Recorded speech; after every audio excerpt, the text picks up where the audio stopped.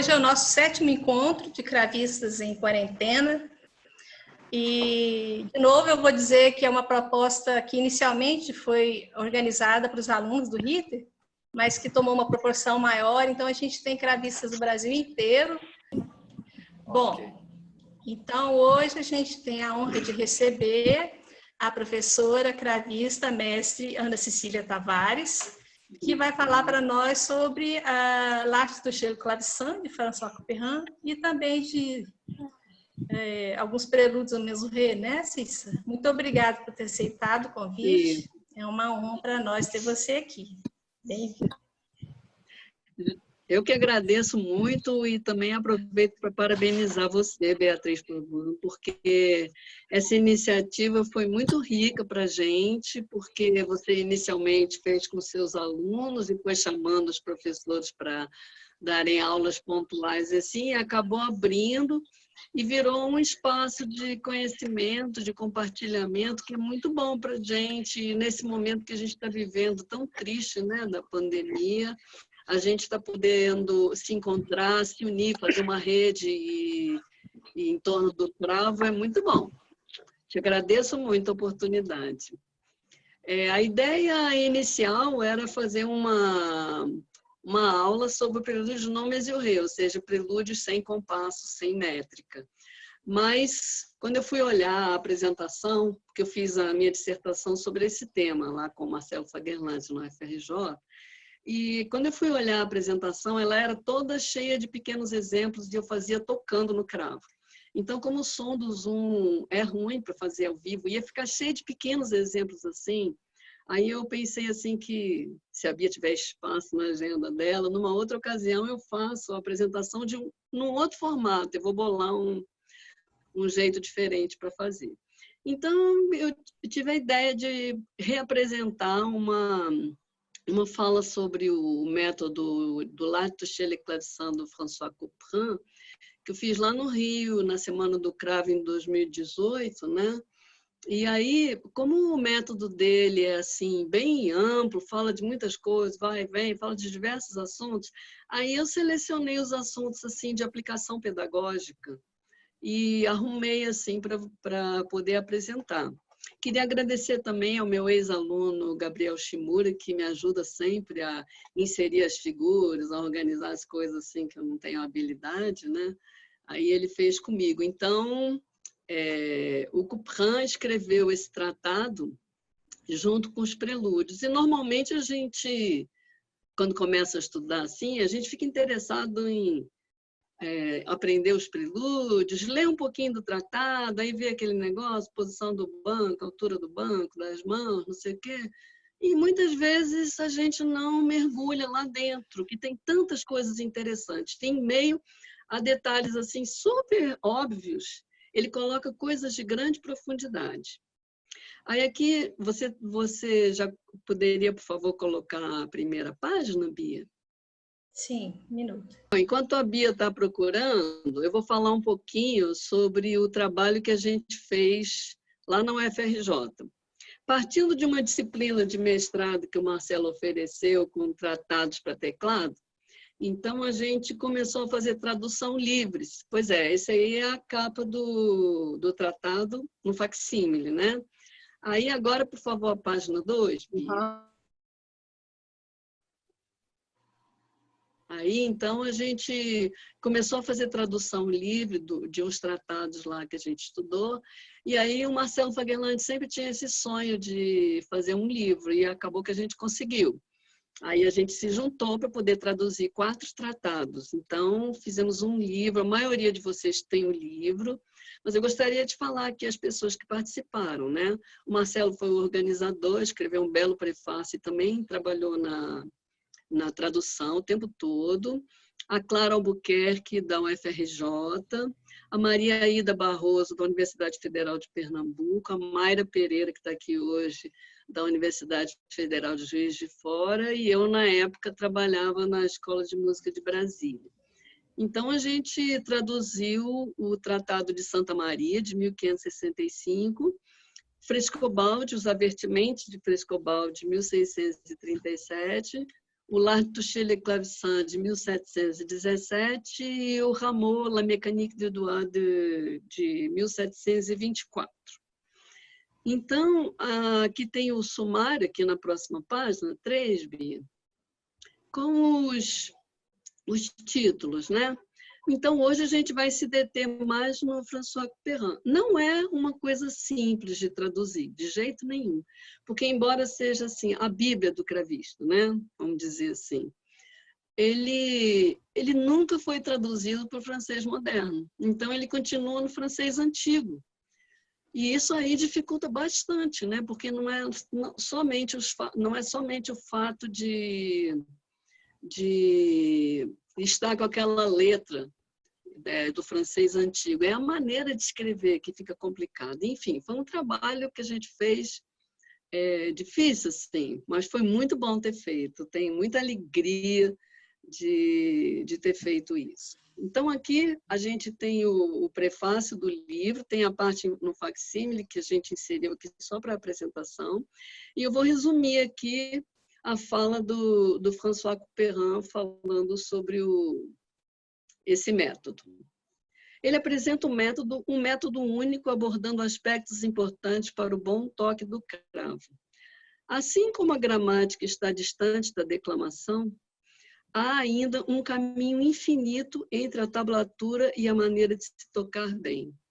Asseguro que estes princípios são absolutamente necessários para se obter êxito na execução de minhas peças. Aí, então, vem o plano deste método. O plano do método, ele bota assim, as partes do método, ele bota todas seguidas com ponto e vírgula, né? Aí eu botei em tópicos aqui. A posição do corpo e das mãos, os ornamentos que servem à execução, pequenos exercícios preliminares essenciais para se conseguir tocar bem, algumas observações sobre a maneira de obter um bom dedilhado relativos a muitos trechos de meus 2 livros de peças e 8 prelúdios diversificados apresentados em ordem de dificuldade, considerando o progresso que suponho que deva ser alcançado, cujos dedos são numerados, os quais alternei com observações para se executar com bom gosto. Então, aqui, nesse tópico que ele fala algumas observações sobre a maneira de se obter um bom dedilhado relativos a muitos trechos de meus 2 livros de peças, é interessante porque ele deixou para colocar aqui, nesse tratado, as sugestões de dedilhado dos livros de peça dele. Né? Inclusive, na edição do Kenneth Gilbert, se eu não estou enganada, ele acrescentou os dedilhados que o Couperin sugeriu aqui. Né? É muito lindo ele ter colocado esses trechos, né, com os dedilhados. E depois os prelúdios também. Aí aqui para a página 6, ele fala da idade apropriada, né? Ele fala que a idade apropriada para começar é 6 a 7 anos. O autor explica que não quer excluir as pessoas mais velhas, mas ele alega que para dar forma às mãos na prática do cravo, quanto mais cedo, melhor. E será preciso começar pela posição do corpo. Aí na página 6, né? Aí, para se obter uma boa altura, é importante que a parte inferior dos cotovelos e punhos e os dedos estejam nivelados. A distância que uma pessoa adulta deve estar do teclado é mais ou menos de 9 polegadas. Aí a gente viu que era 22,5 centímetros. A distância será menor para as pessoas mais jovens. O centro do corpo e do teclado devem coincidir. Aí aqui na página 7, ele dá uma dica importante. Ele fala sobre a importância de se iniciar a criança usando uma espineta ou somente um teclado do cravo. E que tanto um quanto o outro devem ter seus plectros regulados muito suavemente. E ele ainda enfatiza que esse ponto tem consequências infinitas. Aí ele fala aqui uma observação muito importante, que a boa execução depende muito mais da flexibilidade, da grande liberdade dos dedos do que da força. E se a criança tocar num cravo acoplado, por isso que ele fala um teclado do cravo, né? Forçará suas mãos e daí virá a dureza do toque e a mão mal colocada. Isso aí ele fala de criança, mas serve para todo mundo, né?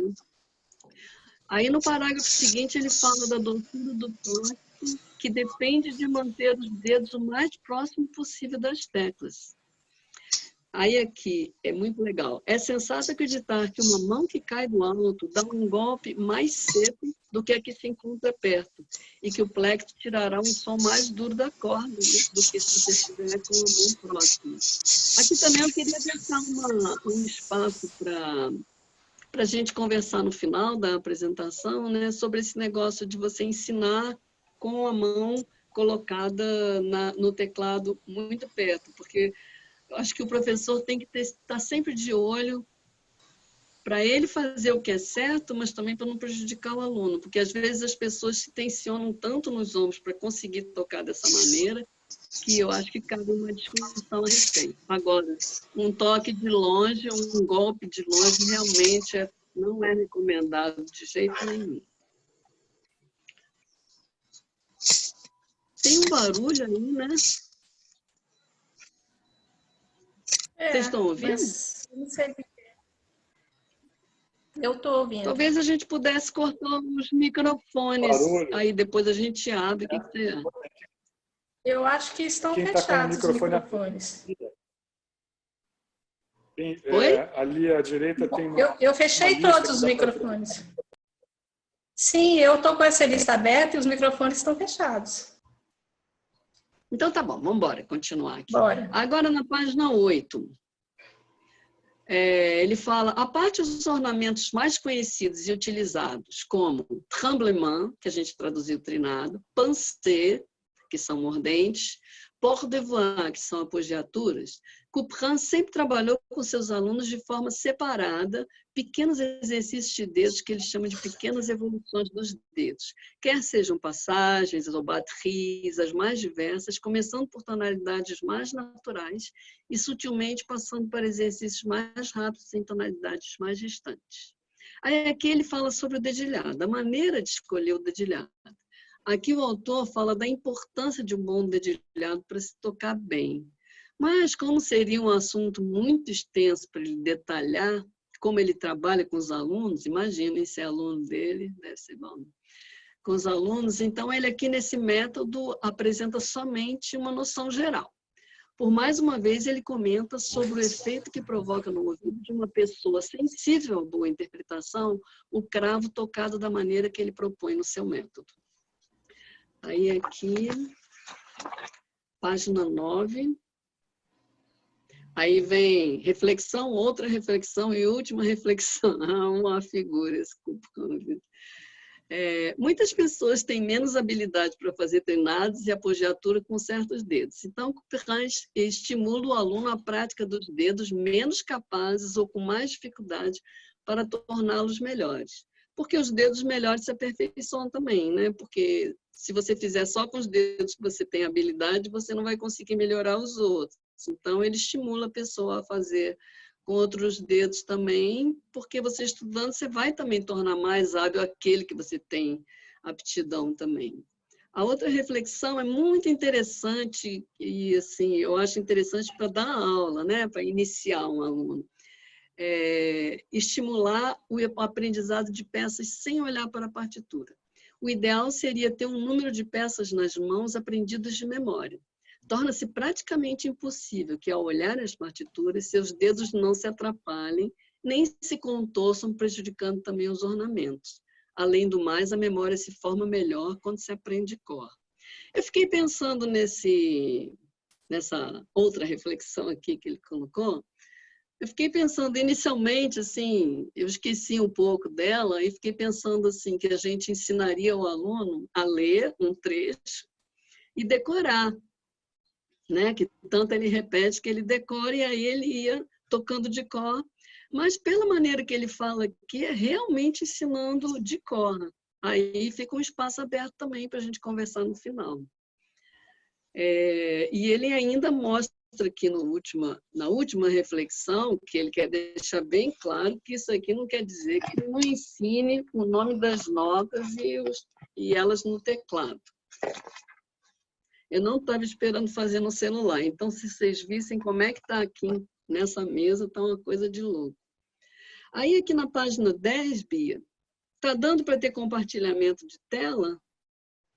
Sim, tá. Ah, tá. Porque para mim aqui não está Você não? aparecendo. Ah, tá, agora está. Pequena dissertação sobre a maneira de escolher o dedilhado para se alcançar a compreensão dos ornamentos que serão encontrados. Couperin fala da importância dos dedilhados e comenta sobre o maravilhoso efeito de legato que pode ser obtido através da mudança de um dedo por outro dedo sobre a mesma nota. Eu estava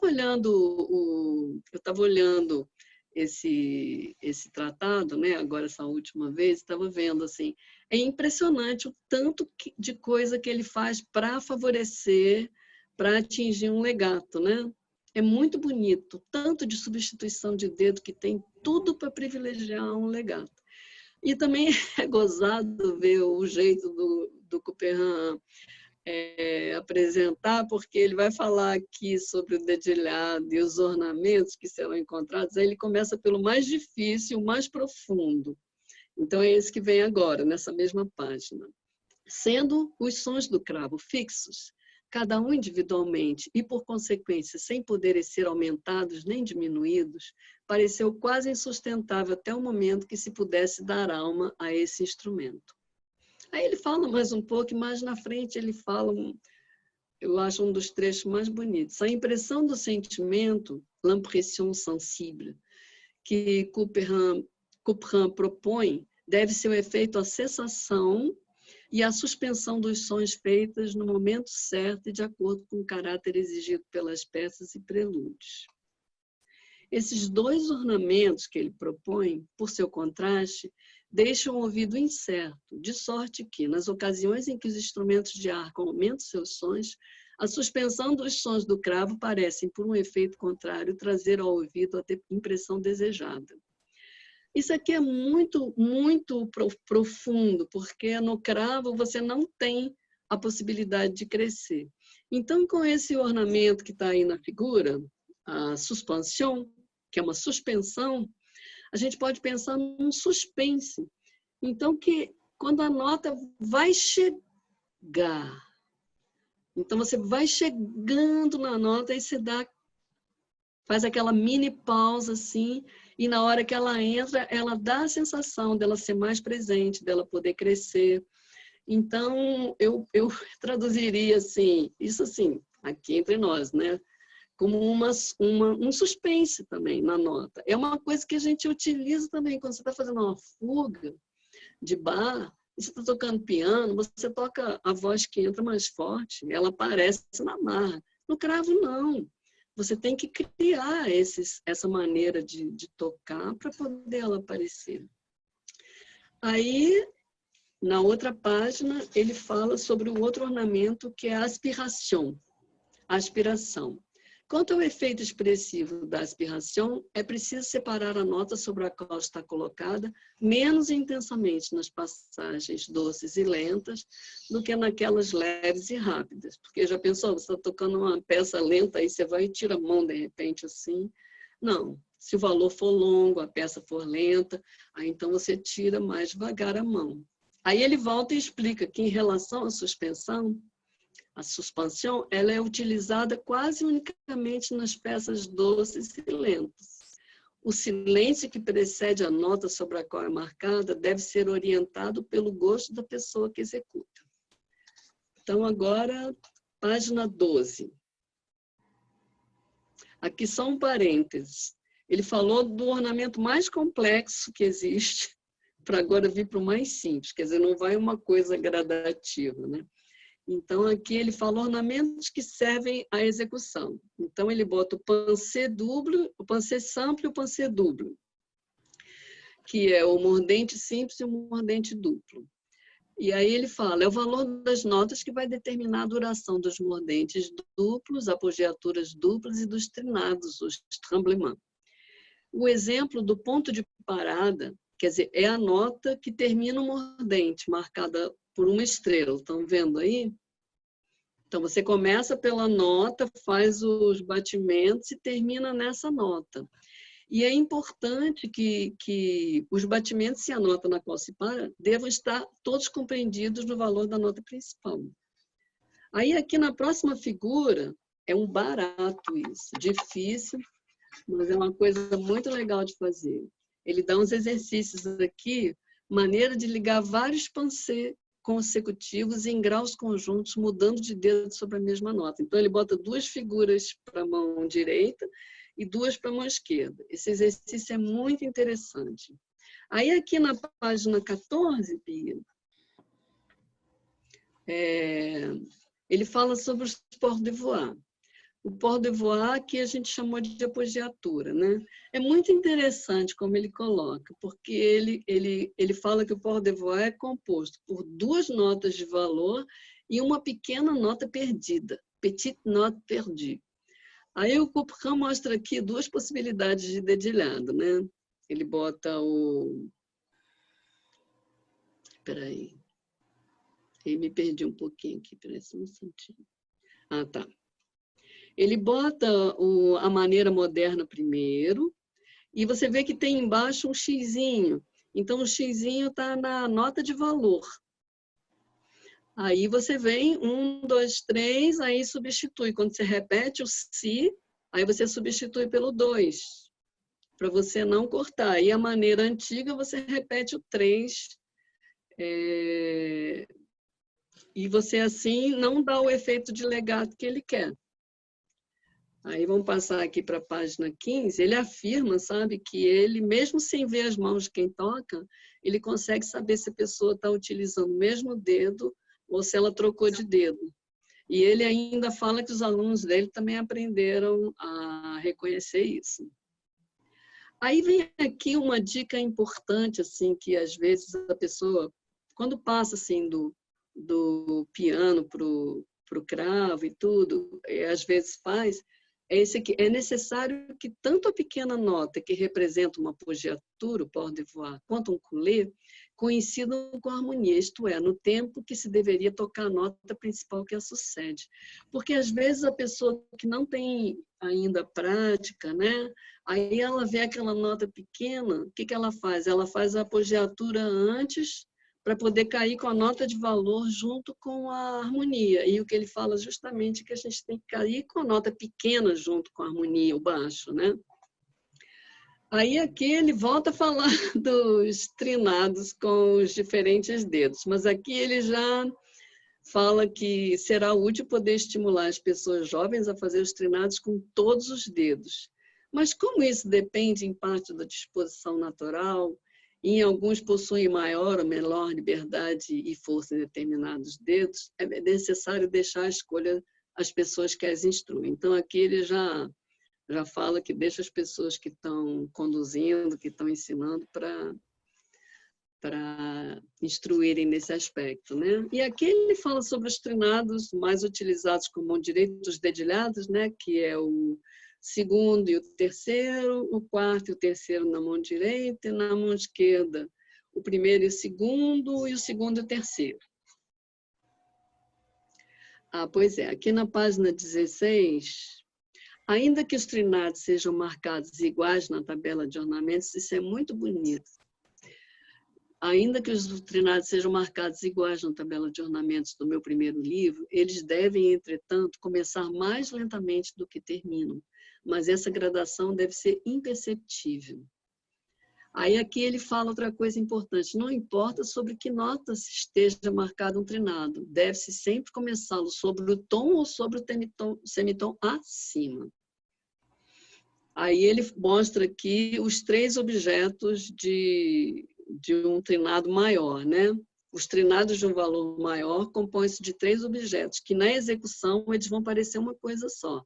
Ou seja, o apoio na primeira nota, que é acima da principal, por isso que ele fala antes, que a nota é sempre acima, o apoio sobre essa nota, os batimentos, que está aqui no 2, e depois o ponto de parada, que é o point d'arrêt, né? Aí depois ele fala aqui na página seguinte que em relação aos outros trinados eles são arbitrários. Existem uns que são apoiados, outros que são curtos, tão curtos que não se tem nem ponto de parada, podendo mesmo realizá-los aspirados. É verdade, porque tem uns ornamentos que são tão difíceis, tão rápidos, que você olha e fala, nossa, vai dar tempo de fazer isso. Você faz aquele negócio assim, aspirado.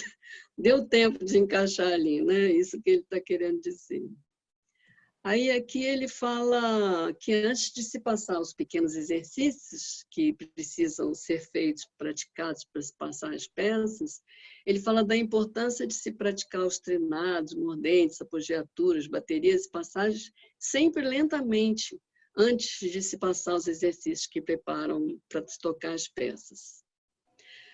Aqui também vem um outro detalhe que eu acho interessante também para a gente, quando dá aula para a pessoa que está iniciando. As peças devem ser preparadas com muito cuidado. Então, ele fala da importância de você tocar 6. Eu acho interessante ele ter dado esse número, 6. 6 peças de caráteres diferentes, você aprender com regularidade para se chegar no nível de tocar outras. E ele fala aqui que a quantidade, principalmente para as pessoas jovens, traz consigo uma desordem que será difícil de corrigir. Então, vale a pena a gente incentivar a pessoa a ter 6 peças bem tocadas para você conseguir e aprender as outras mais difíceis, né? E aqui, finalmente, ele chega nos exercícios de evolução para formar as mãos, na página 18 ou 19? 18. Pois é. Então, ele faz aqui primeiro com a mão direita, né? Aí, na página 19, ele dá um exemplo aqui muito legal também de terças. Ele está sempre falando da maneira antiga e da maneira moderna, né? Então, ele bota aqui no primeiro exemplo a maneira antiga de tocar várias terças seguidas. Você vai botando o mesmo dedo assim e não liga. Aí embaixo ele bota a maneira moderna de ligar as terças, né? Você sempre tentando ligar. E depois ele bota uma progressão de terças ligadas aqui para a gente praticar. Depois vem um exercício que eu acho super bonito aqui na página 20, de substituição de dedos. É muito interessante fazer esse exercício. Aí depois ele bota a progressão de todas as progressões de novo para a mão esquerda. Aí, aqui na página 23, tem a de sétima. Aqui, aí ele bota: é bom que o professor instrua os jovens gradualmente no conhecimento de intervalos, modos, de suas cadências, tanto perfeitas quanto imperfeitas, de acordes, de dedução dos mesmos. Isso os ajuda a desenvolver uma espécie de memória local que os torna mais seguros e que serve para que se localizem em caso de necessidade. Vocês podem ver que aqui ele botou cadência imperfeita, outra, né? E aí, finalmente, a gente vai chegar aqui no... não, ainda tem aqui uma coisa aqui que ele fala. Ele fala que, em relação às peças de caráter doce, aqui na página 24, que são tocadas no cravo, é importante não tocá-las tão lentamente como se gostaria em outros instrumentos, por causa da curta duração dos sons do cravo, né? E aqui na página seguinte, na página 25, é só um exemplo, porque no tratado tem todos os exemplos que ele deu. Aqui, olha, é um exemplo dos dedilhados que ele sugere no livro de peças dele. Os 2 livros, né? Aqui, no caso, é o primeiro, né? Aí ele dá várias páginas de exemplo, em vários momentos do tratado. Muito legal isso, né? Aí, aqui, finalmente, ele fala sobre os prelúdios, a função do prelúdio. Não somente os prelúdios anunciam agradavelmente o tom das peças que vão ser tocadas, como servem para desembaraçar os dedos e, frequentemente, para experimentar os teclados aos quais ainda não se está acostumado. Ainda que esses prelúdios tenham sido escritos metricamente, existe, entretanto, um estilo de utilização que deve ser seguido. Prelúdio é uma composição livre em que a imaginação se entrega a tudo a que a ela se apresenta. Mas, como é muito raro encontrar gênios capazes de criar de improviso, é preciso que aqueles que recorram a estes prelúdios escritos os toquem de uma maneira natural, sem se ater excessivamente à precisão do tempo, a menos que esteja indicada a palavra mesuré. E aqui ele fala uma frase muito bonita. Assim, pode-se arriscar a afirmar que, dentre muitos assuntos, a música, em comparação à poesia, tem sua prosa e seus versos. Aqui ele está falando, está comparando a poesia, que tem a sua métrica, as peças, né, que são métricas com uma barra de compasso, e o prelúdio, a prosa. É muito interessante isso. E ele falou que uma das razões que ele escreveu metricamente os prelúdios é a facilidade que se encontrará, seja ao ensiná-los ou aprendê-los. Então, tem artigos que falam que os prelúdios do François Couperin, eles mostram o fim do prelúdio Non Mesuré, né? Porque ele escreveu tudo certinho. Porque os prelúdios Non Mesuré começaram lá no século XVII e eles usavam a linguagem mista, ou então só em semibreve.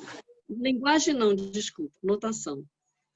Eles usavam a notação mista. Mas a notação mista, ela não tem barra de compasso. Ele bota assim, um monte de semínima seguida para indicar que essa parte é mais rápida. Então, é feito assim.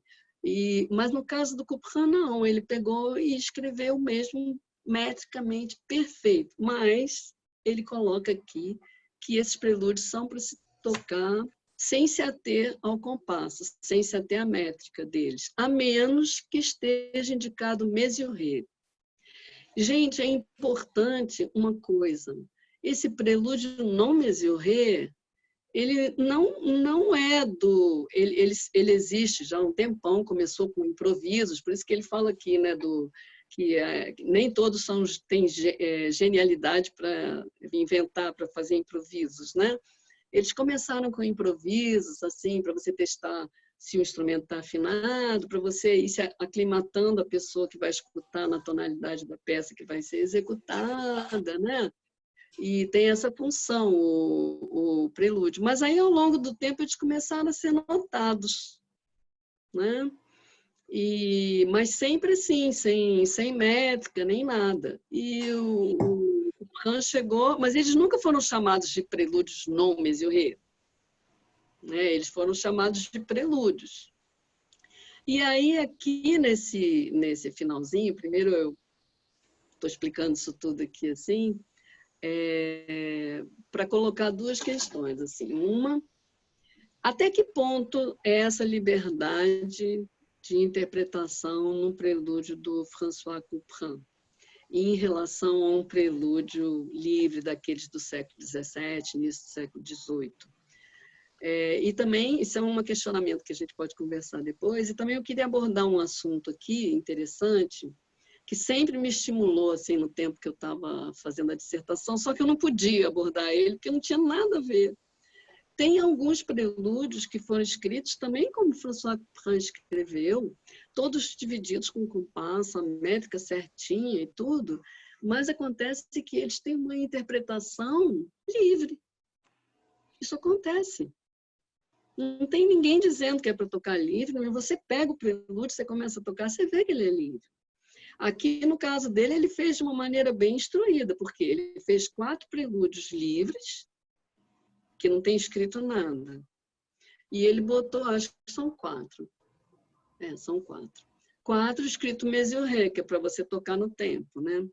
Agora, esse tempo também que a gente toca um prelúdio mesuré do François Couperin, também não é como você está tocando uma dança, né? Você tem liberdade de respirar, é claro, porque é um prelúdio.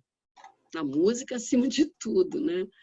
Então, para terminar essa fala minha, eu ontem gravei um prelúdio do François Couperin, o segundo, em Ré menor, e também gostaria de compartilhar com vocês uma gravação que eu fiz no ano passado, lá no ateliê do César Guidini, que para todo cravista é um privilégio assim, você poder ter acesso ao instrumento original bem restaurado. Então, o César estava lá com o instrumento, um Garnier, um cravo francês, maravilhoso, que ele tinha restaurado super bem. Depois ele vai, se ele quiser, né, se ele tiver aí, ele vai contar a história da restauração que ele fez.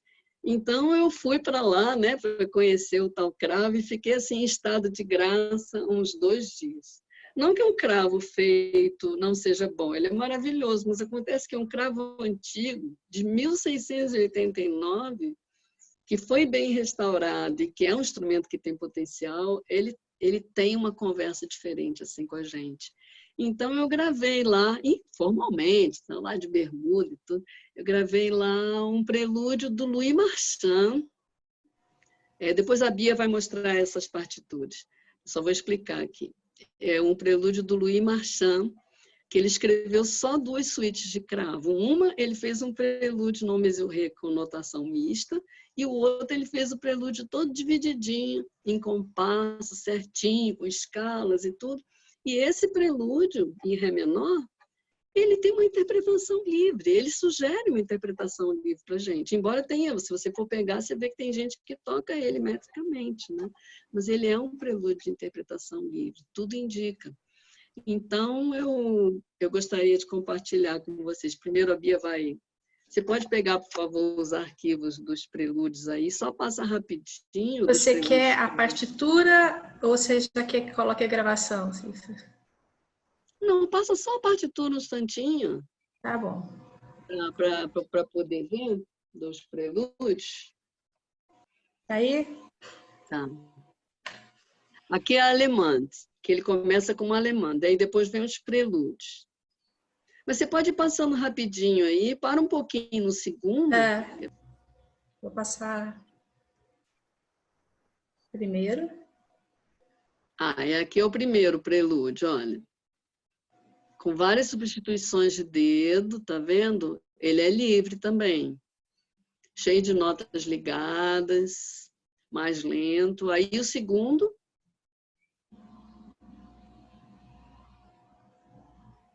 O segundo é o que eu vou... Esse aí, ó. Esse aqui que eu vou tocar. Ele ainda começa com as mesmas notas iniciais do Marchand, né? Então, esse prelúdio aqui também é livre. E é interessante esse prelúdio, porque se você quiser fazer ele metricamente, ele fica bonito também, sabe? É um prelúdio maravilhoso esse. Aí depois vem o 3, que é Mesure. Aí depois vem o 4, que é livre também, é non Mesure, por isso que não tem nada escrito. Aí pode passando rapidinho aqui. Esse tem uma escala no final. Esse quinto, maravilhoso, também non Mesure.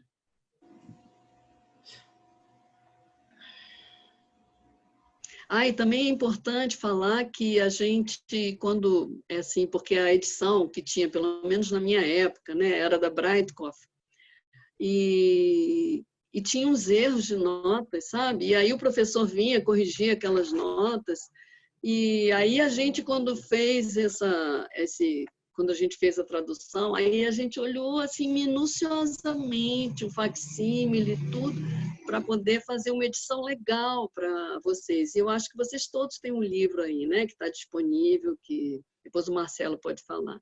Esse 6º prelúdio aqui, olha, volta só um pouquinho, ele é Mesure, tá vendo? E ele é interessante porque ele explora o agudo do cravo. É lindo, lindo, lindo esse. Aí depois tem o 7º, um Mesure lento, depois é um Mesure menos lento. E, finalmente, o 8, que é Mesure também.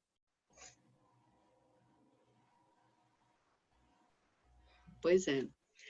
Então, agora, se você quiser, pode soltar a gravação do prelúdio número 2 do Couperin.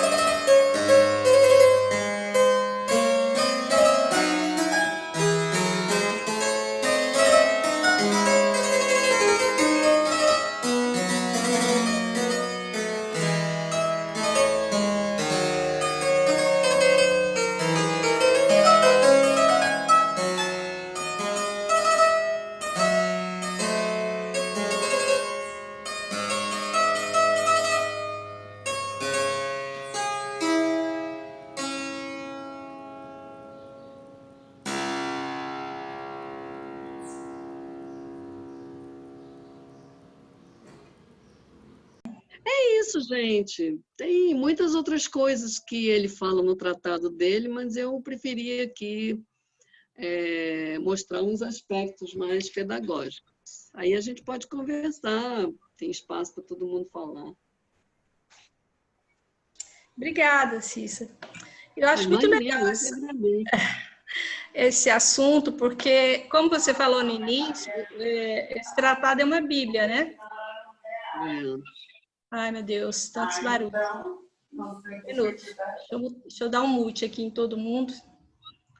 É uma Bíblia, mas não é uma Bíblia que é sempre lida com cuidado e com carinho e com essa análise, né? Por ser uma leitura difícil, assim, por causa da maneira que ela foi escrita. Então, eu acho muito importante isso que você fez aqui hoje, de esclarecer e trazer para a nossa realidade, né? O que François Couperin escreveu em termos didáticos. Eu acho que é muito válido a gente sempre discutir isso. Obrigada, foi muito bom. Eu que agradeço, Bia, o espaço. É sempre bom a gente poder compartilhar, conversar, né? Olá, professora, tudo bem? Quem está falando? É o Luiz. Tudo bom? Tudo jóia, obrigado pela contribuição. Olá, cravistas, colegas, professora Bia. Nossa, não achei o Luiz. Quando a senhora fala da questão do prelúdio ele ser livre, como que a gente vai, de fato, saber o andamento? Às vezes eu posso fazer um livro muito mais lento e tem gente que talvez não aceite, não goste. Como é que a gente pensa isso? É uma questão de bom senso? É uma questão, como seria isso? Esse livro, até que tanto eu posso ser livre? Bom, você vai perceber o caráter do prelúdio, né? Você vai ver se ele é um prelúdio mais lento, você vai sentir isso, né? Pelo prelúdio livre. Mas você fala em relação aos prelúdios do François Couperin, você pode interpretar de maneiras diferentes. Esse Ré menor, esse segundo prelúdio, ele pode ser interpretado de um jeito mais dramático, mais rápido, mais incisivo, assim, como ele também pode ser bem lento. Você tem liberdade. Agora, sim, a gente também não pode achar que tem toda a liberdade do mundo. Tem que conhecer um pouco o assunto, sabe? Para poder ter uma opção assim tão fora, né? Porque, pelo jeito da escrita, você percebe quando a peça é rápida, você percebe quando ela é lenta.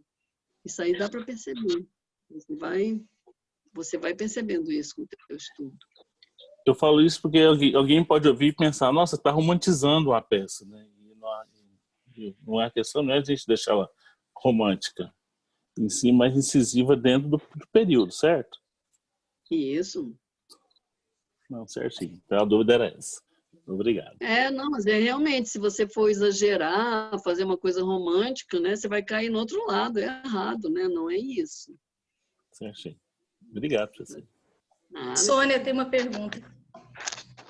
A minha pergunta para você também é nesse sentido da liberdade, mas eu queria saber, assim, pensando que tanto Couperin quanto Bach viveram 65 anos, apesar de um pouquinho, né? Bach nasceu depois e morreu depois, mas eles tiveram aí um tempo de produção muito similar, e eu imagino que Bach ainda mamou um pouco, né? Bach o quê? Ainda estudou, né, com certeza, o trabalho de Couperin, né? Durante a produção dele. Então, a minha pergunta é, você acha que essa noção dos prelúdios se aplicaria a outros compositores da época, mesmo fora da França, exemplo de Bach? Você acha que você diria que é uma coisa específica da obra de Couperin? É claro, foi ele que escreveu o tratado, mas você diria que essa ideia seria aplicável aos prelúdios barrocos de maneira geral? Bom, o prelúdio ele não é uma forma rígida. Mas um prelúdio de Bach, a gente não vai ter a mesma liberdade que a gente tem num prelúdio francês, de jeito nenhum. Onde você encontra na obra de Bach bastante espaço para liberdade são nas tocatas.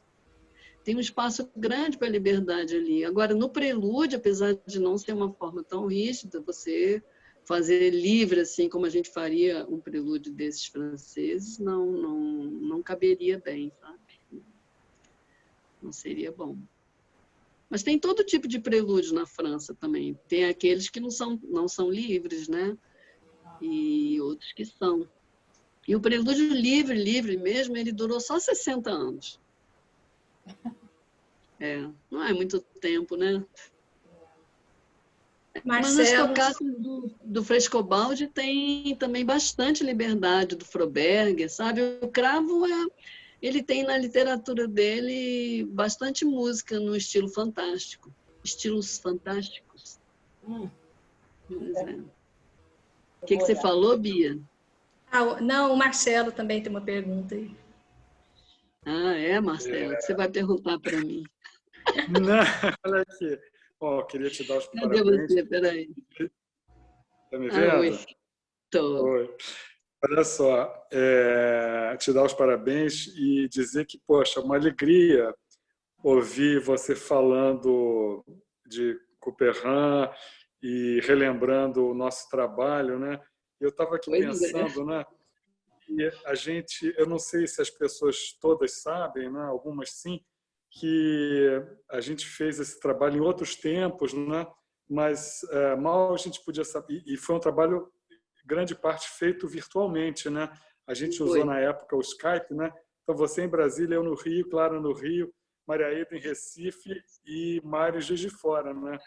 Então, isso mesmo, como agora, né? Pois é. Mal a gente podia saber que a gente ia viver isso, né? Então, nesse sentido, a gente estava um pouco se antecipando, né?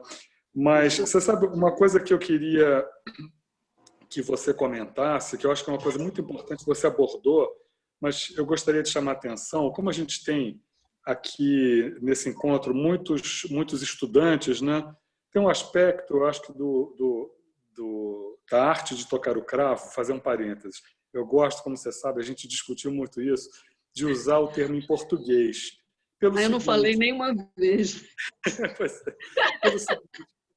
Eu acho que a gente, por exemplo, a gente fazer cravo no Brasil, quantas vezes a gente lida com preconceito das pessoas dizerem: vocês não fazem música brasileira, vocês não sei o quê, tudo é estrangeiro, tudo é europeu e não sei mais o quê. E então eu acho que o fato da gente chamar essas obras, pelo menos que foram traduzidas, a gente chamar em português, num certo sentido, a gente aproxima para o nosso público, para a nossa realidade, para o nosso cotidiano. Então, eu não levanto bandeira de coisa nenhuma, quem me conhece bem sabe, mas eu sempre sugiro a gente utilizar em português, porque, de fato, eu acho que isso pode aproximar, né? Pode evitar assim, que as pessoas se afastem, porque, em francês, não sei mais o que, né? Mas a coisa que eu queria te perguntar, queria pedir para você comentar, que eu acho que é um aspecto muito importante, que, como a Bia falou, muita gente lê o tratado e não lê atentamente. Eu acho que um dos aspectos mais importantes no tratado de Couperin é que ele fala muito de legato. Se a gente for lembrar, né, a nossa geração, quer dizer, é de uma época que a gente queria evitar a todo custo aquele legato excessivo dos pianistas. A gente, uns mais, outros menos, mas davam muito valor à articulação, né? E muitas vezes esse aspecto do cravo importantíssimo, de ninguém menos que Couperin, isso era deixado de lado. Então, quer dizer, eu acho que a arte de tocar o cravo mostra para a gente o cultivo do legato. Você quer comentar isso? Eu falei, eu não sei se você lembra, eu falei que ele no tratado privilegiava muito o legato. Na verdade, ele fala do legato mais do que tudo. Se você for pegar todos os aspectos que tem no tratado, o que mais ele fala é o legato. Os dedilhados dele, quase todos são direcionados para o legato, para a substituição de dedo. A substituição de dedo é para favorecer o legato. O negócio das terças ligadas. E é interessante, né, ele falar a maneira antiga e a maneira moderna, né? Eu acho interessante esse negócio. É muito bom. Não, sem dúvida você tinha falado, mas assim, eu acho que é uma coisa que é importante a gente frisar. Porque, é muito importante. Porque há muitas vezes, eu sinto por parte dos alunos um certo receio de achar que tocar legato vai ser uma coisa romântica, e não tem nada a ver, né? Agora, só para terminar, quer dizer, porque certamente outros querem falar, não quero falar demais, uma coisa que a gente, né, Cecília, a gente vem falando, você tem insistido nessa questão, né? Porque essas nossas traduções foram impressas em papel, são distribuídas gratuitamente, como muitos sabem. Volta e meia eu recebo e-mails de alunos de Goiânia, São Paulo, o Brasil inteiro pedindo, né? E a gente está considerando disponibilizar online para que as pessoas possam baixar e imprimir. Quer dizer, muito em função também desse momento que a gente está vivendo e do futuro, né? Quer dizer, eu, por exemplo, no momento eu estou devendo 2 livros para alunos que me pediram que, por conta dessa situação nova, eu não estou podendo mandar. Então, a gente só vai ver como viabilizar isso, mas é possível que em breve a gente disponibilize, né? É isso. Parabéns de novo. Bia, de novo, parabéns. Pô, linda iniciativa, maravilhoso. A gente está aqui. Um beijo para todo mundo. Obrigada. Realmente poder colocar disponível, digital o livro seria maravilhoso. Principalmente porque todo mundo estuda esses tratados, né? Esses prelúdios, e assim, como a edição foi muito revisada, muito mesmo, baseado no original, baseado em tudo, eu acho legal quando a gente puder disponibilizar em digital, né?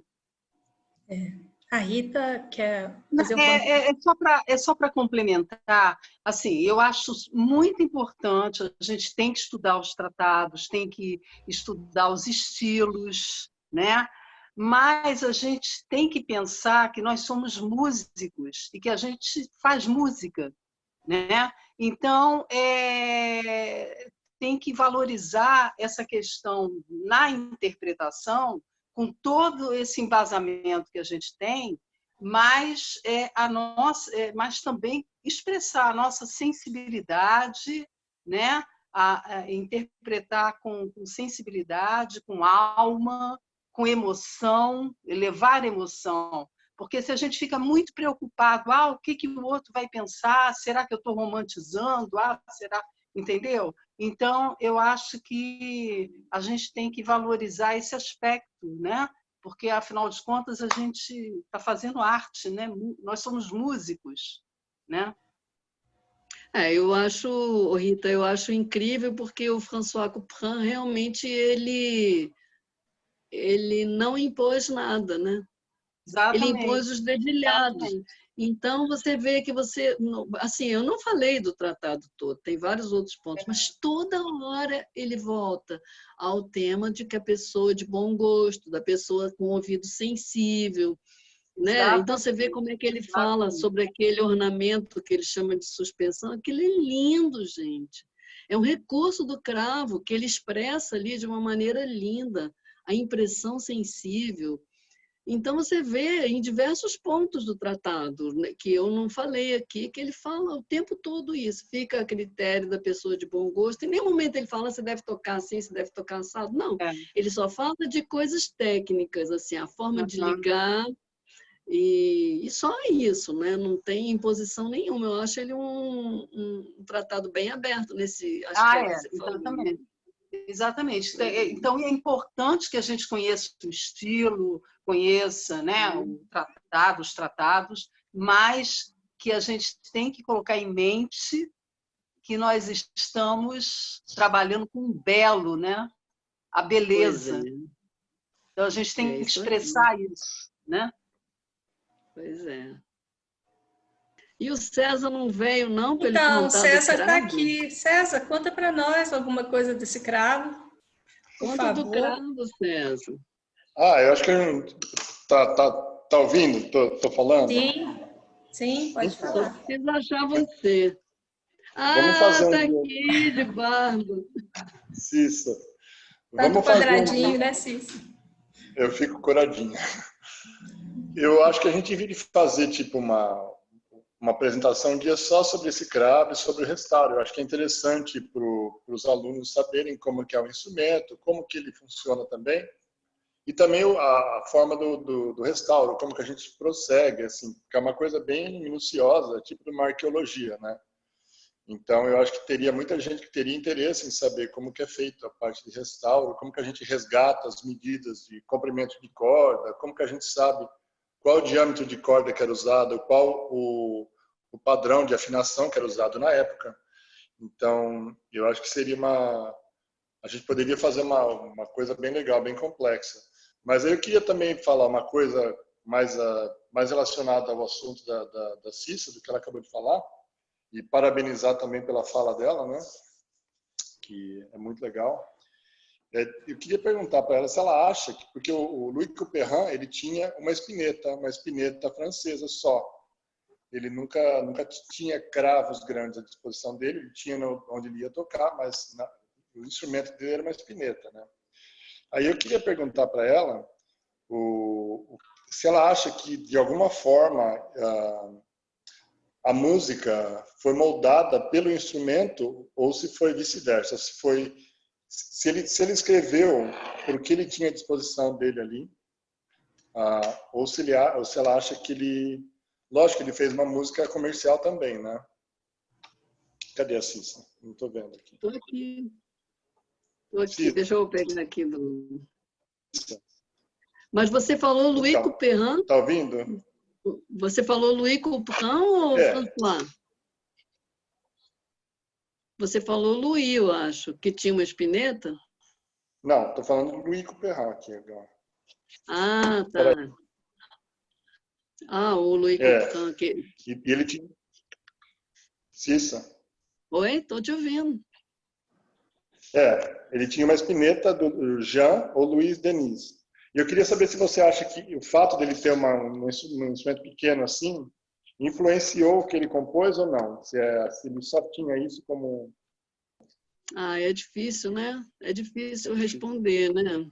Mas realmente a obra dele não tem muita coisa de mudança de teclado, assim, mas é difícil responder isso. Se influenciou. Eu acredito que ele tocasse em diversos outros cravos, né? Se ele tinha só uma espineta, era uma coisa assim, para ele ter pequeno dentro de casa, ele devia de ter acesso a outros cravos também, com certeza, né? Eu imagino. Porque você falou que ele preferia um voice mais leve, que ele até sugeria isso, né? Para quem começava a estudar, né? Uhum. Então, uma espineta seria perfeito, né? François, né? O François que sugeria, François. né? Então, também com aquele tanto de ornamento que ele bota, né? É verdade, né? Pois é. Pega um cravo duro, já não dá para fazer, né? Complica muito, né? Para mim complica, né? Acho difícil. Os ornamentos dele são bem complexos, né? Mas, ô César, oi. Carlos. O Louis Couperin, ele compôs uma courante, que é uma pièce croisée, que precisava de 2 teclados. Ele não pensou exclusivamente numa espineta de um manual somente, não. Não, eu sei que ele compôs música para vender também, não foi música só para o uso dele, né? Mas eu queria saber se o fato dele ter um instrumento pequeno, se mudou alguma coisa, se ele preferia um instrumento pequeno ou se ele tinha porque não tinha grana, não tinha, entendeu? Se ele preferia aquilo ou se ele tinha aquilo por necessidade. Ele viveu tão pouco, né, César? Ele morreu com 35 anos. Nossa, super novo. Não foi? O Louis Couperin morreu com 35. No auge. E ele fez muitos prelúdios no Mesure, né? Ele foi quem mais compôs prelúdios no Mesure, foi o Louis Couperin. Ele fez 16 prelúdios. Poxa vida. Aí eu acredito que muita coisa na vida dele não tenha se concretizado pelo fato de ele ter morrido cedo. A minha lembrança é que foi 35 anos. Está cheio de gente aqui para confirmar para mim. Maravilha. Isso aí conta, né? Se você pensar, isso aí conta, né? Sim. Que pena. Então tá, é só isso, Cissa. Mas você não contou muito do cravo, né? Não contei. Se for começar a falar do cravo, vai entrar numa outra história. Pois né? Eu estou começando a estudar em casa e achei muito curioso você ter falado que o Couperin sugere 6 peças para a pessoa que está começando, né? E eu achei muito interessante que eu me apaixonei pelos aquela coleção de 6 pequenos prelúdios de Bach, BWV 933 ao 938, e eu estou estudando o 4 e o 5. É coincidência também, por ser 6 pequenos prelúdios de Bach, era comum os compositores criarem essas coleções? É coincidência só? É coincidência. Os prelúdios do Bach é a maior confusão nas coleções, sabe? E tem coleções diferentes, assim. Tem o livro dele para o filho, para o Wilhelm Friedman Bach. É coincidência, assim. Mas é interessante aquela abordagem dele, porque ele fala de peças preparatórias de diferentes caráteres, né? E aí você chegar ao ponto de dominar elas para poder atingir as peças mais difíceis. É uma medida legal, né? Você pegar umas coisas mais fáceis assim, até o ponto de você sair tocando bem todas e diferentes. Cada um desses 6 prelúdios do Bach, cada um tem um caráter diferente, uma tonalidade diferente. E para mim, eu que sou iniciante, a hora que eu toco um e vou passar para outro, realmente me força a pensar mais. É muito difícil. Cada um com caráter diferente, dificulta um pouco, mas eu acho que vai me deixar mais completo para pegar coisas mais difíceis depois, eu acho. Você pode pegar outras peças também, né? Você pode pegar outras peças de outros compositores barrocos também. Aí fazer Porque você ficar só no bar, né? É um pouquinho difícil, assim, para começar, você não está achando? Eu estou achando, porque o bar não tem nada de fácil, né? E aí eu queria até saber, porque eu estou estudando num teclado que simula os martelos de um piano, é relativamente pesada a tecla. E como está quarentena, até hoje eu não tive a oportunidade de encostar um dedo na espineta da minha mãe. Então eu não sei como que eu poderia fazer para estudar sem prejudicar o toque, né? Porque eu estou com medo de ficar com um toque muito pesado nas teclas pesadas do teclado. E para quem não tem cravo em casa, é tipo perda de tempo. Eu vou ter uma técnica ruim para quando eu for tocar na espineta da minha mãe. O que eu devo fazer? Mas você não estudou piano? Eu brinquei um pouquinho na infância. Eu toco a viola. Eu acho que essa fase inicial, assim, claro, o ideal seria você ter um cravo, mas essa fase inicial você vai estar aprendendo as notas no teclado, né? Então, você vai estar numa fase... Para os meus alunos, que eu tive muitos alunos de todos os níveis na escola de música, eu dizia para comprar um teclado sem peso, entendeu? Aquele teclado que não tem como é que chama aquele ele simula o martelo. Tem uns que simulam o martelo do piano. Aí deixa a tecla mais pesada. Aquele que é flat, entendeu? Entendi. Então, você aprender. E você começa por coisas mais simples, porque você não vai... É aquilo que fala no tratado, né? A Bia pode... No livro, a tua mãe tem um livro, você pode ler lá, entendeu? Não adianta você querer fazer uma coisa difícil, você vai endurecer a tua mão, você vai enrijecer ela, porque você vai estar com peso e você vai estar aprendendo uma coisa acima de dificuldade. E mesmo os prelúdios de Bach, tem uns que são mais fáceis, sabe? Tem o livro original do Wilhelm Friedman Bach, que ele fez para o filho, que tem lá um esboço do prelúdio em Mi menor, que é do cravo bem temperado. Ele faz sem a ornamentação, aquilo é legal. Tem aquele BWV 999 também, que é mais fácil. Entendi. O prelúdio número 1 do cravo bem temperado, que o Gounod colocou a Ave Maria em cima, também é uma coisa interessante para estudar, sabe? Porque se você for fazer esses 6 prelúdios de Bach, né, você vai encontrar muita dificuldade pela frente. Acho que era bom você manter esses 2 que você está e fazer outras coisas. A minha preocupação maior é a questão do toque mesmo, né? Estudar num teclado pesado e depois, a hora que eu colocar a mão na espineta, ficar uma coisa totalmente estranha. Bota um teclado assim, sem... Eu esqueci aquela sensibilidade que tem, que imita um forte, que aquilo é muito ruim para o cravo. Melhor você estudar no teclado molinho mesmo. Certo. Obrigado, professor. Tá bom. Vou adorar. Obrigado. Bom, só para esclarecer, o Pedro é autodidata, ele não está estudando com ninguém, né? Ele está estudando Gente, eu que ele toco quer. viola, eu toco viola. É, Agora que ele minha não é mãe tem aluno uma de ninguém, tá? Aí agora que minha Ah, mãe tem uma já tá- espineta, minha mãe tem uma espineta, eu me sinto na obrigação de aprender a Tá tocar. bom. Não, porque do jeito que você fala, parece que eu estou estudando com alguém e ninguém te orientou nada, não sei o que eu toco, cadê? Tá, o Marcelo quer falar alguma coisa. Olha só, eu queria voltar ao Couperin e a arte de tocar o cravo. Ana Cecília, eu queria que você comentasse assim para a gente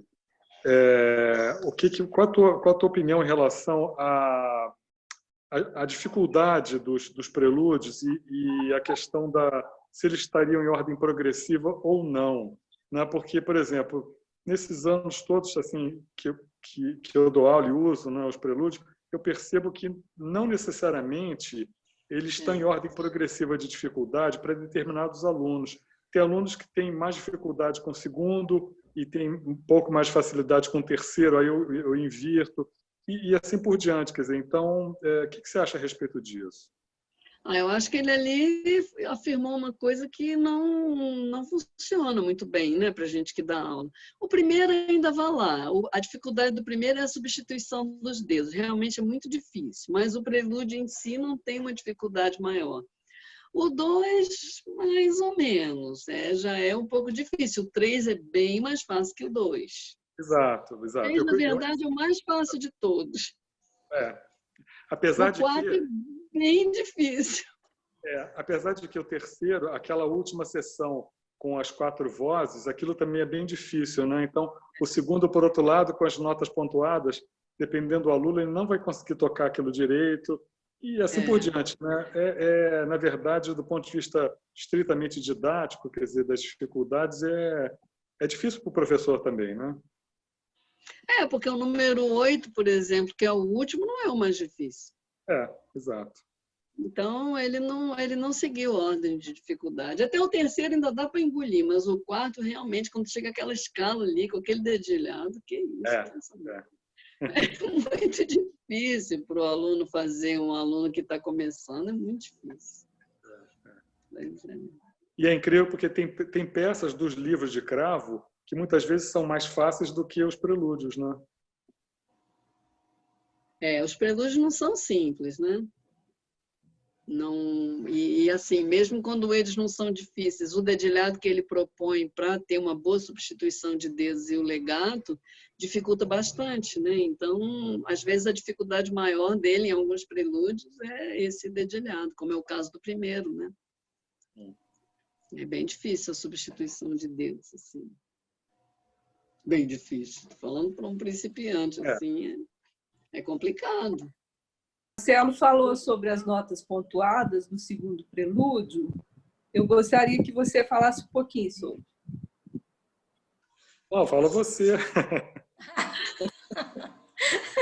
Mas eu acho assim, eu estava pensando ontem, né, nessas notas pontuadas, que não querem absolutamente dizer que você vai fazer uma coisa mais agressiva, uma coisa mais rápida.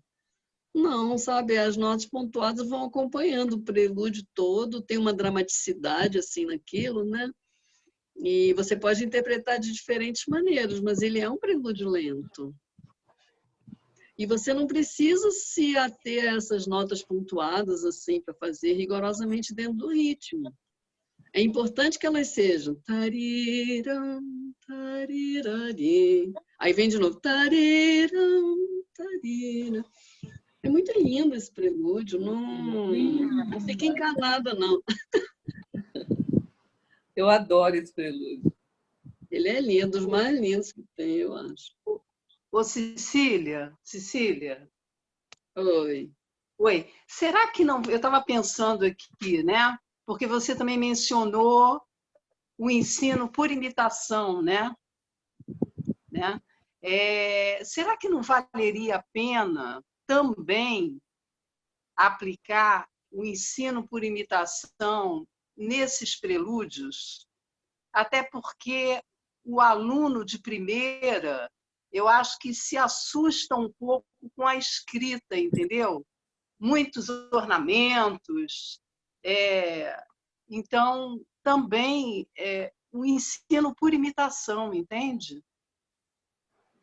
Mas ali naquele trecho, eu acho que ele estava falando mais, se referindo a um trabalho anterior às peças.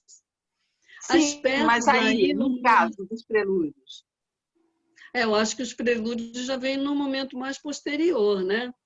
Sim, então, mas eles poderiam decorar, sim, mas eles já dominam o teclado e olhar, assim, sabe? O que eu fiquei, assim, que eu coloquei para discutir é esse aprendizado de cor, como ele seria feito, né? Das peças mais simples, porque são para iniciantes, que ele fala isso. Como ele seria feito? Será que eles aprenderiam de cor uma coisa sem olhar na partitura, ou eles olhariam na partitura e depois tocariam de cor para aprender? Mas pela maneira que ele escreveu, parece que é aprender de cor mesmo. Ela só aprende os nomes das notas no teclado, né? Mas aprende de cor mesmo, que é interessante, né? Uma coisa que a gente não aplica normalmente. Eu acho válido. E às vezes você tem até problema com o aluno. Eu já tive muito problema com o aluno, assim, de tipo ter que botar uma coisa em cima da mão, assim, em cima que eu digo assim, tampando o teclado, de tanto que eles olham para o teclado, entende? Que aí aprende o negócio e aí tem aluno olha meu rindo aí, ó.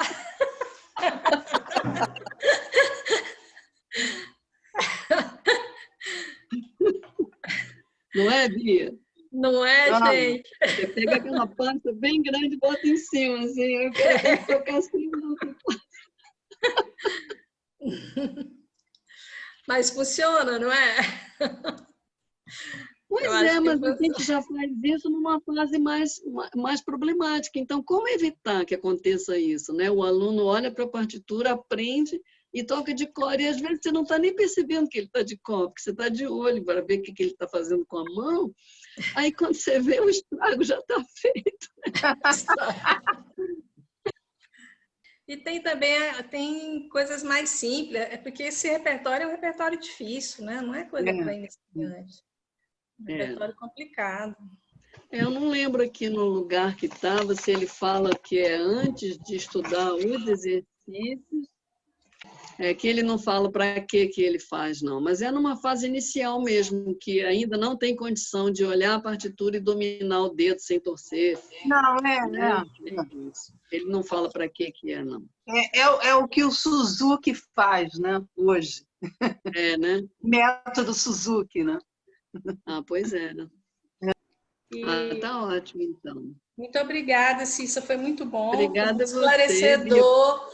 E, assim, muito esclarecedor vindo de você, que tem uma experiência tão grande como professora, tenho certeza que já aplicou, já falou e desse método 1000 vezes, né? Então, a sua experiência nesse sentido, não só com a tradução, mas com a prática, com o ensino, é muito importante para nós, viu? Muito obrigada. Foi muito obrigada, Bia. Eu te agradeço muito a iniciativa, o convite, viu? Beatriz, eu quero falar. Quem que é? É Michele. Michele, cadê você? A câmera está desligada, né? Mas está aí a vozinha. O meu celular não está muito legal, aí eu só vou falar, tá sem a imagem. Eu queria agradecer, né, pela iniciativa. Eu voltei a estudar, né, com o Marcelo e voltei justamente com as invenções e os prelúdios para poder recuperar o som, né? Assim, são prelúdios belíssimos, mas realmente ainda tem aquelas dificuldades que a gente, como aluno, sempre acaba pegando ali nos prelúdios, né? Seja de mudança ali, a substituição dos dedos, né? As escalas, e realmente eu pulei o 2, né? Eu recuperei o 1 e o 3 e o 2, né? A gente teve que pular por causa da dificuldade, né, das notas, né, musicalidade e tudo mais. Então eu recuperei o 1 e o 3. Aí agora nessa quarentena eu estou li o tratado, né, muito bom esse trabalho que vocês fizeram da tradução.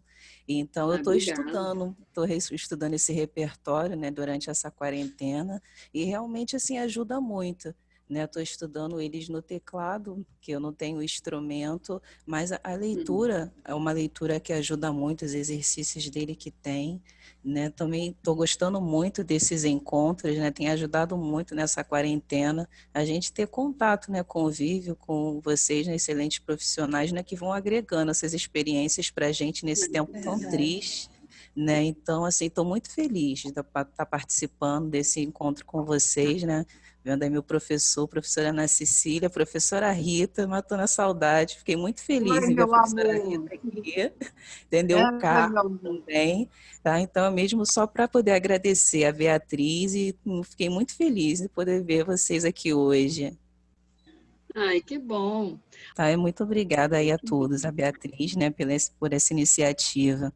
Tá? Um beijão para vocês, sucesso a todos. Obrigada, Michele. Olha, você me mencionou, agora tem direito à réplica. Você não tem nada de aluna problemática. Você não tem ideia do que é aluno problemático, entendeu? Não concordo, não assino embaixo do que você falou, viu? Eu também não. Tá vendo, Rita? Você tem aqui 3 professores. Então, eu sou atual, mas eu só assino embaixo de uma coisa que a Ana Cecília falou, que você é talentosa. Tem que trabalhar muito, mas você é talentosa. Não tem nada de problemática. Então, tira isso da tua cabeça. Beijo. Ah, tá ok. Obrigada. Beijo. Isso mesmo. Bom, tem uma pergunta aqui para a Cecília. O que eu acho do método do Michel Corrette? Eu acho que dá para tirar algumas coisas legais lá, mas são algumas, assim. Não dá para seguir assim como método, né? Mas tem umas coisas bem legais lá. Você pode destacar alguma coisa assim que possa ser explorada para iniciantes? Ai, nossa, tua voz está ruim, mas eu entendi. Tudo bem? Quanto tempo? Olha, Andréia, isso é um problema que eu vivi muito na escola de música, viu? É bem difícil a gente achar uma coisa. A Clara tem trabalhado bastante com aluna iniciante lá na UFRJ e termina que você tem que fazer uma mistura, né? Porque tem aquele livro da Chocar, acho que não sei se é Amélie Chocar, não sei o que é Chocar, que você tira alguns exercícios bons. O Rosenhart também, você não pode seguir a risca ele todo assim, mas é o livro que a gente tem como livro de base. Muito no início eu uso alguns exercícios soltos de métodos de piano, mas eu nem peço para o aluno comprar. Eu prefiro ir dando assim, os exercícios que funcionam bem no cravo, porque se você seguir só um Rosenhart com uma criança, com uma pessoa iniciante, vai ficar limitado, porque minueto parece fácil, mas não é, né? Então, você vai seguindo ele, mas vai margeando com outras coisas no caminho, sabe? Meio pobre também, né? Assim, é para estimular aquele adolescente, pré-adolescente que não faz parte do meio que ele vive, aquela música não é a que ele escuta todo dia. Então, estimular de alguma forma uma diversidade e também a leitura que ele faz. Ele não tem compreensão de... Muito aluno meu não tem compreensão de chegar, pegar o Lart de cara. Não tem, não consegue. Você fala o Lart do Shelley Clavecin? Não tem condição. Você tem que pegar outras coisas antes. Mesmo o Rosenhart também, se você fizer só ele, aquele livro do Rosenhart você deve usar, né? Mas se você fizer só ele também, eles vão ter dificuldade, porque fica só naqueles minuetos, aí não dá destreza assim, nos dedos, não dá habilidade técnica muito grande, fica aquela leitura confusa para eles, entendeu? Então a gente tem que ir fazendo aquilo e misturando com outras coisas. Mas a Clara tem umas... A Clara está seguindo nesse caminho aí, ela tem umas dicas legais também, sabe? É bom você entrar em contato com ela. É uma sugestão que eu faço para os professores que possam selecionar peças para elementares. Assim, Andréia, mas é um problema para todo mundo, sabe? Ana Cecília, desculpe, deixa eu entrar. Tudo bom, Andréia? Claro. Então, a Clara, ela muitas vezes ela tem usado até pequenas peças folclóricas ou populares, entendeu? Porque ela tem criança, ela dá aula para crianças, né? Às vezes um pouquinho mais velhas, mas então ela tem buscado esse caminho, como lembrou a Cecília. Eu acho que um contato com ela seria muito interessante para você, porque ela pode te dar muitas dicas legais, assim, sabe? Mas a gente tem que ir na livraria, assim. Eu já fiquei lá naquela Musimed, que tem muito livro, né, aqui de Brasília, olhando vários métodos para ver o que ia servir no cravo. É complicado. Aí eu peguei vários métodos assim para fazer. Escrevi um plano de curso, né? Então, vários métodos para irem juntos, para você não seguir só um. É isso que eu faço. E música do Marçal e de outras coletâneas, né? Até do pequeno livro da Ana Madalena. Mas quando ele chega no nível de fazer o Ana Madalena, aí já tem muitas coisas para ele, né? Eu já peguei até dos virginalistas, né? Já peguei coisa até dos virginalistas. Não é isso, né, gente? Então, obrigada, Cícera, mais uma vez. Foi um prazer. Obrigada, Cícera. Obrigada a todo mundo pela presença. Obrigada a vocês, gente. Obrigado. Grande beijo para todo mundo. Até a próxima. Obrigada.